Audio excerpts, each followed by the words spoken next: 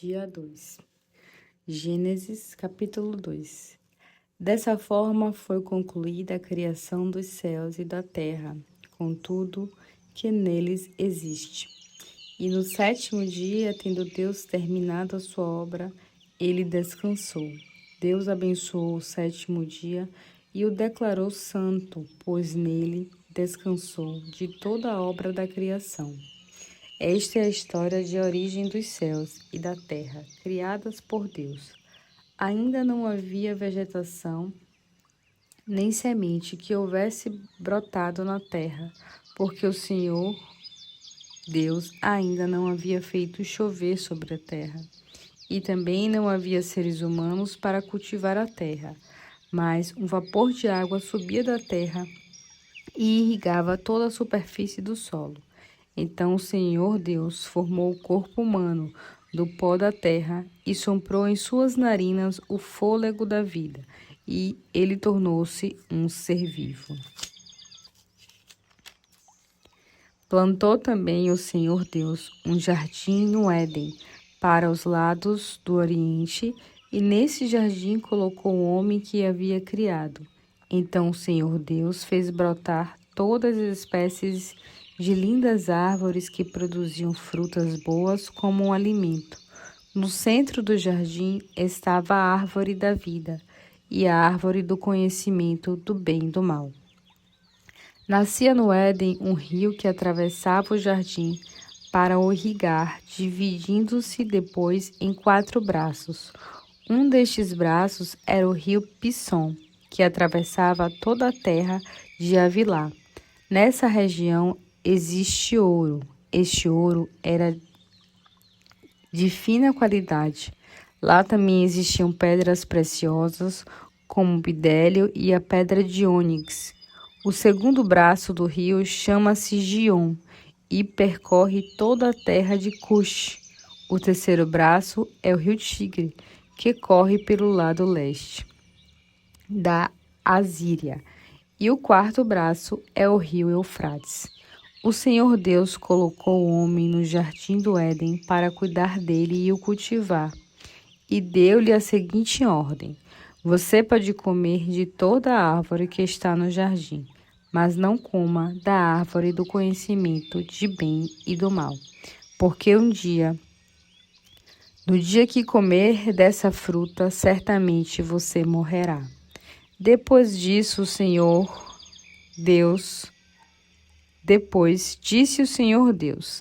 não é bom que o homem fique sozinho. Vou fazer para ele uma companheira, uma auxiliadora que lhe corresponda. Depois de ter formado a terra, toda espécie de animais e aves, o Senhor Deus os trouxe ao homem para ver que nome daria a eles. Assim o homem deu nomes a todos os animais domésticos, às aves do céu e aos animais selvagens. No entanto, o homem não encontrou uma companheira que lhe correspondesse. Então o Senhor Deus fez o homem cair em um sono profundo. Enquanto este dormia, tirou uma das costelas dele e fechou o lugar em que ficava a costela. Dessa costela o Senhor fez a mulher e levou ao homem. Então o homem disse: esta sim é parte dos meus ossos e da minha carne. Ela será chamada mulher, porque foi criada a partir do homem. Esta é a razão pela qual o homem deixa o seu pai e sua mãe e se une à sua mulher, e os dois se tornam um só ser. Ambos, o homem e a mulher, estavam nus, mas não sentiam vergonha.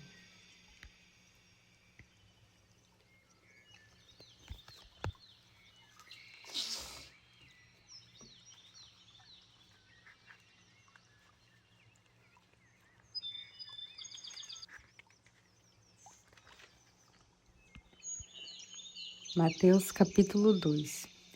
Jesus nasceu na cidade de Belém, na Judeia, durante o reinado do rei Herodes. Nesse tempo, alguns sábios das terras do Oriente chegaram a Jerusalém e perguntaram: onde está o recém-nascido, rei dos judeus? Pois nós vimos a sua estrela nas distantes terras do Oriente e viemos adorar o menino. O rei Herodes ficou muitíssimo perturbado com a pergunta deles, e Jerusalém inteira ficou cheia de rumores. Ele convocou uma reunião dos líderes religiosos dos judeus. Os profetas nos informaram onde o Messias nasceria? Perguntou. Sim, respondeu eles, em Belém da Judeia, porque foi isto que escreveu o profeta. Ó pequena cidade de Belém, você é apenas uma pequena vila de Judeia, mas será o lugar onde vai nascer o rei de Israel para dirigir o meu povo de Israel? Então Herodes mandou um recado secreto aos sábios, pedindo que viessem falar com ele. Nessa reunião, obteve deles a época exata em que viram a estrela pela primeira vez. Disse ele: Vão a Belém e procurem um menino, e quando o encontrarem, volte e me digam, para que eu possa ir adorá-lo também. Depois desse encontro, os sábios seguiram seu caminho. Então, a estrela que tinha visto no Oriente apareceu-lhe novamente, foi adiante deles e parou acima do lugar onde estava o menino. E vendo a estrela, a alegria deles foi imensa. Entretanto, na casa onde estava o menino e Maria, sua mãe, eles se ajoelharam diante dele para adorar. Então, abriram seus tesouros e lhe deram presentes: ouro, incenso e mirra. Mas, quando voltaram para sua terra, eles não foram por Jerusalém para contar a Herodes, porque Deus lhe tinha avisado um sonho que voltasse por outro caminho. Depois que eles foram embora, um anjo do Senhor apareceu a José num sonho. Levante e fuja para o Egito com o menino e a mãe, disse o anjo, e fique lá até que eu mande você voltar, porque o rei Herodes vai tentar matar o menino.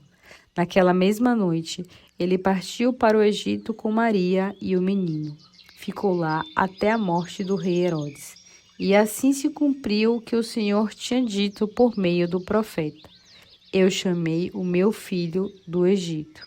E Herodes ficou furioso quando descobriu que os sábios o tinham enganado. Mandando soldados a Belém, ele ordenou que matassem todos os meninos de 2 anos de idade para baixo, na cidade, como nos arredores, de acordo com a informação que havia obtido dos sábios. Essa ação brutal de Herodes cumpriu a profecia de Jeremias. Ouve-se um choro triste, amargo em Ramá. Raquel está chorando pelos seus filhos. Ela não quer ser consolada porque todos os seus filhos já não existem. Quando Herodes morreu, o anjo do Senhor apareceu em um sonho a José no Egito. Ele disse: Levante-se e leve o menino e sua mãe de volta à terra de Israel, porque aqueles que estavam procurando matar o menino já morreram. Assim ele voltou imediatamente para a terra de Israel, levando Jesus a sua mãe. Mas no caminho ele teve medo ao saber que o novo rei era Arquelaú, filho de Herodes. Num outro sonho, ele foi avisado que não fosse para a Judeia. Então eles foram para a região da Galileia e foram morar numa cidade chamada Nazaré. Assim cumpriu-se a predição dos profetas a respeito do Messias. Ele será chamado Nazareno.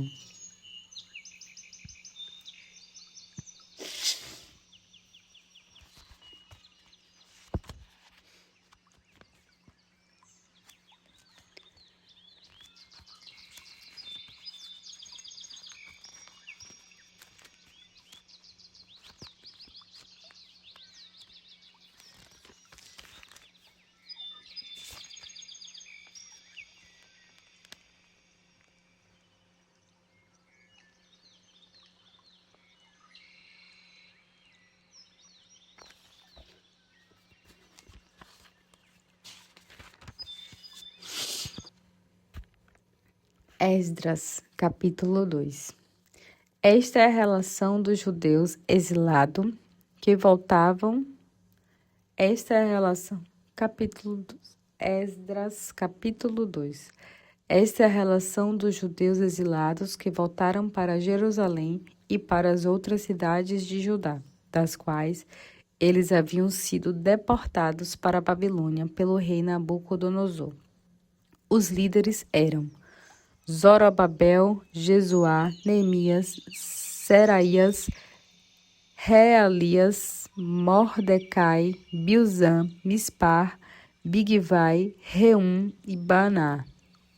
Esta é a lista dos grupos de famílias do povo de Israel, conforme o número de pessoas registradas por família.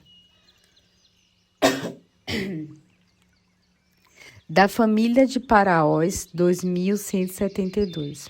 Da família de Cefatias, 372. Da família de Ara, 775. Da família de Paate Moabe, descendentes de Jesuá e Joabe, 2.812. Da família de Elão, 1.254. Da família de Zatu, 945. Da família de Zacaía, 760. Da família de Bani, 642. Da família de Bebai, 623. Da família de Asgade, 1.222. Da família de Adonicão, 666. Da família de Bigvai, 2.056. Da família de Adim, 454. Da família de Ater, descendentes de Ezequias, 98. Da família de Bezai, 323. Da família de Jora, 112. Da família de Azum, 223. Da família de Gibar, 95. Os da cidade de Belém, 123. De Netofá, 56. De Anatote, 128.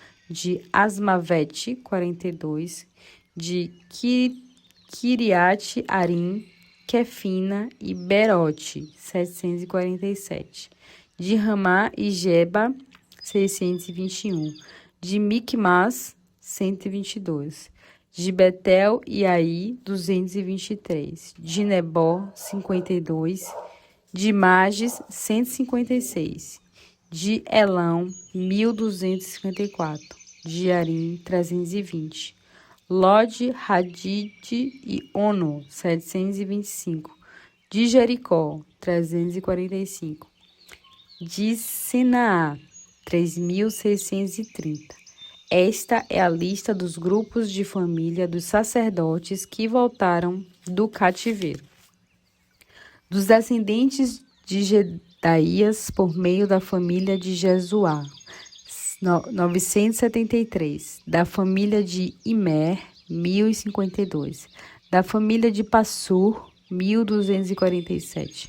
Da família de Arim, 1.017. Esta é a lista dos grupos de famílias dos levitas que voltaram do cativeiro, das famílias de Jesuá e Cademiel, por meio dos descendentes de Odavias, 74. Os cantores descendentes da família de Asaf, 128.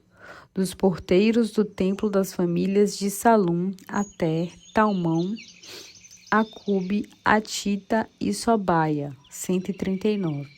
Esta é a lista dos grupos da família de servidores do templo que voltavam do cativeiro: Ziá, Razufá, Tabaote, Queiroz, Sia, Padom, Lebaná, Ágaba, Agube, Agabe, Sanlai, Hanan, Gidel, Gaá, Reázias, Rezim, Necoda, Gazão, Uza, Pazéa, Besai, Asna, Meumim, Nefusim, Baquebuque, Racufá, Harur, Baslute, Meida, Arza, Barcóis, Císera, Temá, Nesiá, Atifa, Essa é a lista dos grupos de famílias dos servidores de Salomão que voltaram do cativeiro. Os descendentes de Sotai, Soferete, Peruda, Jalaá, Darcom, Gidel, Zefatias, Atil, Poquerete, Razabim e Amim, os servidores do templo e os descendentes dos oficiais de Salomão eram 392. Nessa ocasião, também voltou para Jerusalém outro grupo vindo da cidade persas, de Tel-Melá e Tel-Arsá, Querube, Adã e Imer. Mas, pelo fato de haverem pedido seus registros de família, não puderam provar que realmente eram descendentes de Israel. Este grupo incluía os grupos de famílias de Delaías, de Tobias e de Necoda, num total de 652. Os grupos de família de sacerdotes Abiás, Acós e Barzilai, que se casou com uma das filhas de Barzilai, de Gileade, e ficou com o nome do sogro dele. Mas eles também haviam perdido seus registros de família, por isso não foram aceitos como sacerdotes. O governo proibiu-os de comer alimentos sagrados até que apresentasse um sacerdote que pudesse consultar o Urim e o Tumim e saber de Deus se realmente eram ou não descendentes. Peraí, meu bem! O governador proibiu-os de comer alimentos sagrados até que aparecesse um sacerdote que pudesse consultar Urim e Tumim e saber de Deus se realmente eram ou não descendentes de sacerdotes. Assim, os que voltaram para Judá eram um total de 42.360 homens, isso sem contar os 7.377 escravos e escravas e 200 cantores e cantoras. Eles levaram consigo 736 cavalos, 245 mulos, 435 camelos e 6.720 jumentos. Quando chegaram ao templo do Senhor em Jerusalém, alguns dos chefes dos grupos de famílias puderam contribuir generosamente para a reconstrução do templo do Senhor no seu antigo local. Cada um contribuiu de acordo com suas possibilidades. O valor total de suas contribuições foi de 500 quilos de ouro, 3 toneladas de pratas e 100 vestes sacerdotais. Deste modo, os sacerdotes, os levitas e alguns do povo se estabeleceram em Jerusalém e nas vilas vizinhas, os cantores, os porteiros, os servidores do templo e o restante do povo voltaram para suas cidades de Judá, de onde haviam saído.